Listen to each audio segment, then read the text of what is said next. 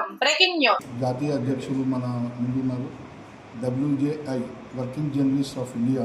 జర్నలిస్టులు ఏదైతే ఉన్నారో, జర్నలిస్టులు అంటే ఎవరు, దీనికి వారి నుంచి ఏ సమాధానం వస్తుంది పర్ఫెక్ట్గా అనేది తెలుసుకోబోతున్నాం.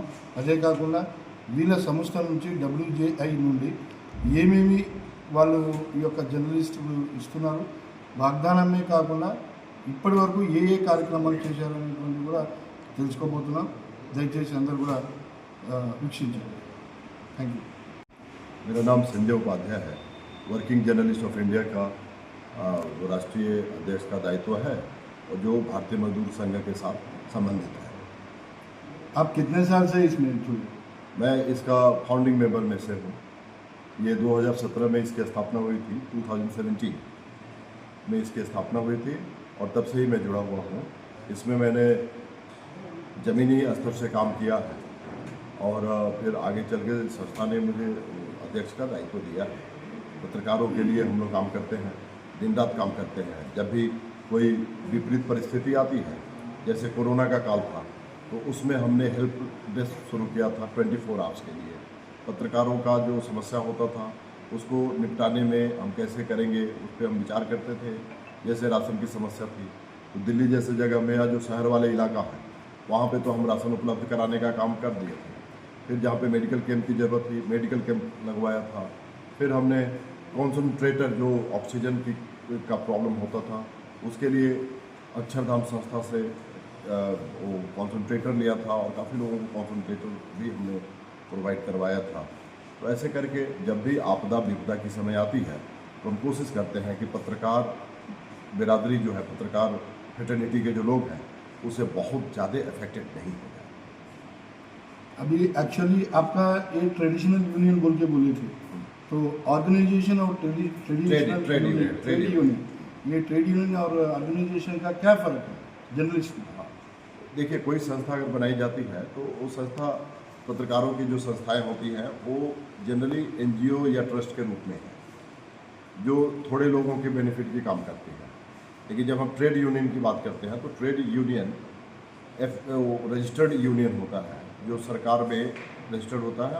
ऑल इंडिया यूनियन है, तो एफिलिएशन के अलावे हम ऑल इंडिया यूनियन हैं और जो ट्रेड एक्ट है उसके अंदर हम रजिस्टर्ड हैं। इसका मतलब है कि ट्रेड से रिलेटेड, लेबर से रिलेटेड जो समस्याएं हैं उसका आवाज़ उठाने का हमें पूरा अधिकार है।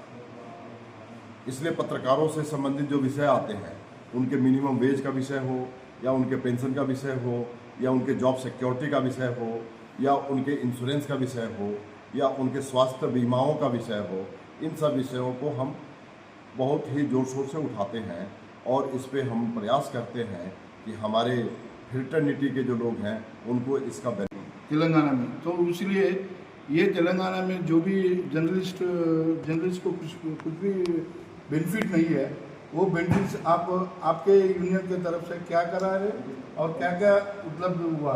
देखिए, कुछ बेनिफिट, जैसे आप इंश्योरेंस की बात कर रहे हैं तो इंश्योरेंस का तो हम प्रोवाइड, जो हमारे साथ जो लोग जुड़ते हैं उनके लिए हेल्थ पॉलिसी और इंश्योरेंस का जो स्कीम होती है हम कोशिश करते हैं कि उसके साथ तो जुड़ें।